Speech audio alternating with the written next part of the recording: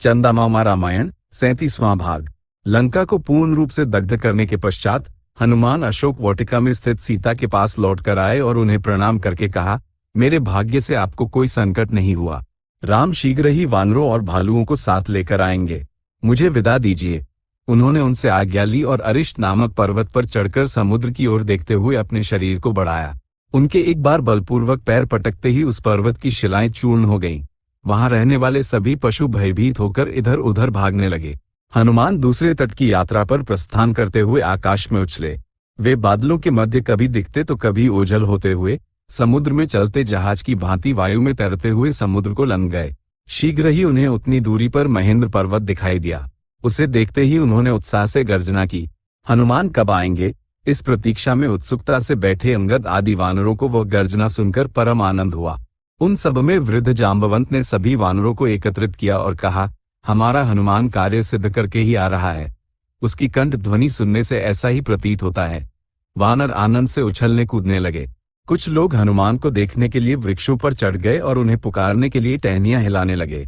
इतने में हनुमान आए और महेंद्र पर्वत पर उतरे। सभी वानरों ने अत्यंत उत्साह के साथ उन्हें घेर लिया, उन्हें फल और कंद अर्पित किए। हनुमान ने जाम्बवंत जैसे वृद्धों और युवराज अंगद को प्रणाम किया और स्पष्ट रूप से कह दिया, देखा सीता को। उन्होंने अंगद को गले लगाया और सबके बैठने के लिए महेंद्रगिरी पर एक सुंदर स्थान खोजा। हनुमान के सीता को देखने का शुभ समाचार सुनाते ही कुछ वानरों ने सिंहनाद किया। कुछ चिल्लाए तो कुछ ने उत्तर दिया। कुछ अन्य पत्थरों पर कूदते हुए उन्हें स्पर्श करने लगे। तब अंगद ने कहा, हनुमान, 100 योजन के समुद्र को इधर और उधर भी पार करके तुमने स्वयं को अतुलनीय सिद्ध कर दिया है। तुमने हम सबका मान बचाया है। यही नहीं, सीता देवी के भी दर्शन किए हैं। हनुमान द्वारा बताए जाने वाले विवरण सुनने के लिए सभी वानर आतुर थे। जाम्बवंत ने हनुमान से कहा, सीता तुम्हें कैसी दिखाई दी? वह वहां किस प्रकार है? उनके प्रति रावण कैसा व्यवहार कर रहा है? समस्त सूचना बिना कुछ छिपाए कहो।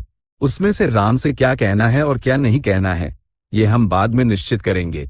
हनुमान इस प्रकार कहने लगे, मेरा प्रस्थान तो आप सबने देखा ही था। कुछ दूर जाने पर एक सुंदर स्वर्ण पर्वत शिखर मेरे मार्ग में आया।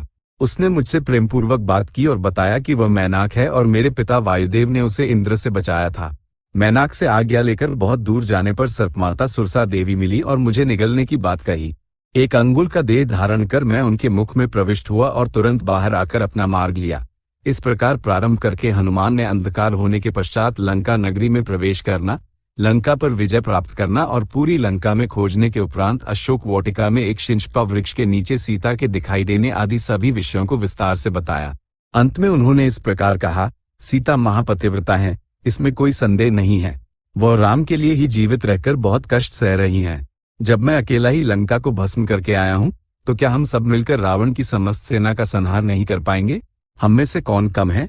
जाम्बवंत, अंगद, पंसु, नील और अजेयमांत एवं द्विविद, इतने योद्धा हैं। हमारा रावण को मारकर सीता को राम के पास पहुंचाना ही उचित होगा।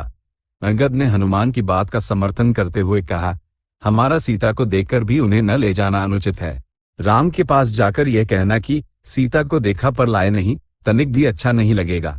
वास्तव में हनुमान ने वहां के राक्षस वीरों को बड़ी संख्या में मार ही दिया है। सीता को लाने के अतिरिक्त हमारे पास कोई बड़ा कार्य शेष भी नहीं है। यह सुनकर जाम्बवंत ने चतुराई से कहा, युवराज, तुम्हारा विचार बहुत उत्तम है। इस विषय में राम क्या कहते हैं, ये जानकर उनके निर्देशानुसार ही करेंगे। इस पर अंगद के साथ साथ अन्य वानर वीर भी सहमत हो गए। निश्चित कार्य सफल होने, राम को सूचना देने की प्रसन्नता और युद्ध करने के अवसर जैसे विषयों से वानर अत्यंत उत्साहित होकर वापस लौटे। वे आकाश में उड़ते हुए मधुवन पहुंचे और अंगद की अनुमति से वहां के वृक्षों पर स्थित छत्तों से मधु पिया।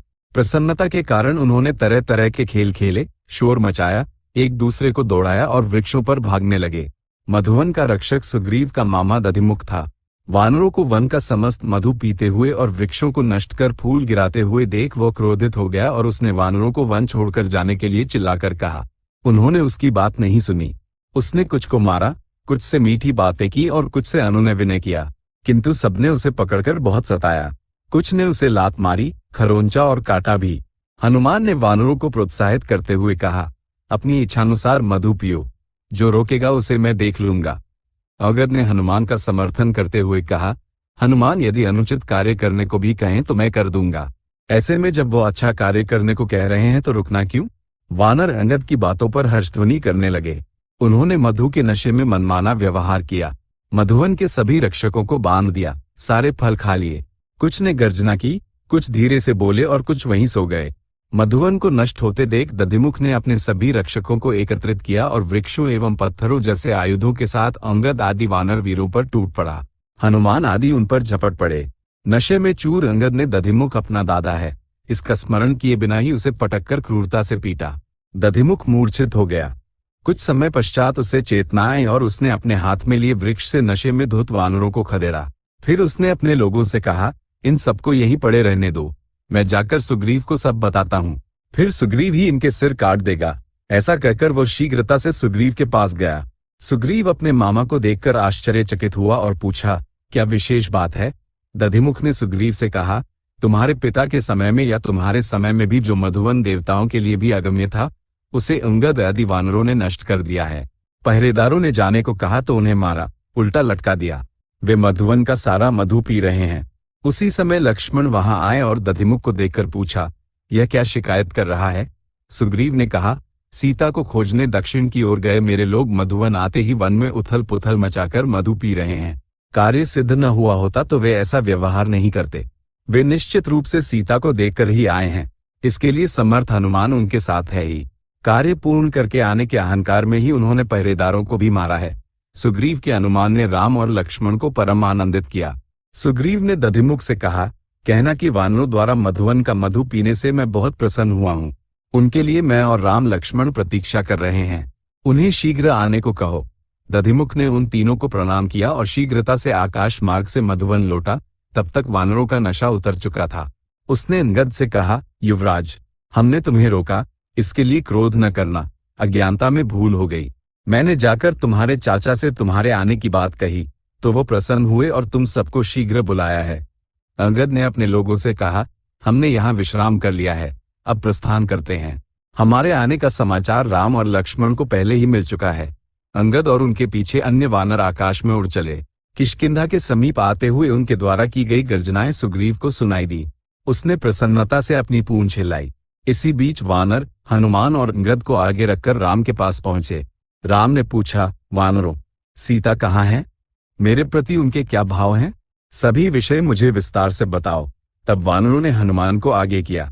हनुमान ने राम को समस्त घटनाक्रम बताया और सीता द्वारा दी गई चूड़ामणि राम के हाथ में रखकर कहा, राम, चित्रकूट पर आपके रहते समय हुआ काक का वृतांत सीता ने आपकी स्मृति के लिए बताया है। उन्होंने आपसे कहने को कहा है कि उनके पास केवल 1 मास का समय शेष है। वो बहुत हतोत्साहित हैं। समुद्र पार कर लंका जाने का उपाय सोचिए। सीता द्वारा भेजी गई चूड़ामणि को देखते ही राम और लक्ष्मण के दुख का पारावार न रहा। राम शोक संतप्त होकर विलाप करने लगे। सीता के बिना इस चूड़ामणि को देखने से बढ़कर अन्य क्या दुख होगा? क्या सीता केवल 1 मास और जीवित रहेंगी? उनका स्थान जानकर वहां जाए बिना यहाँ एक क्षण भी कैसे रहूं? उन भयानक राक्षसी स्त्रियों के मध्य सीता इतने समय तक कैसे रही? उन्होंने सीता द्वारा कहे गए सभी शब्द हनुमान के मुख से सुने।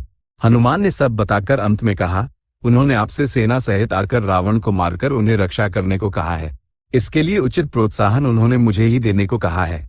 उन्हें संशय था कि वानर सेना समुद्र पार कर लंका नहीं आ पाएगी, मुक्ति न मिल पाएगी।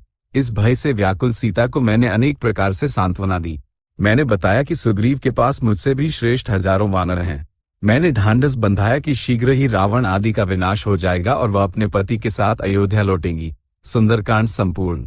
चंदामामा रामायण 37वां भाग संपूर्ण। अधुना स्वस्ति।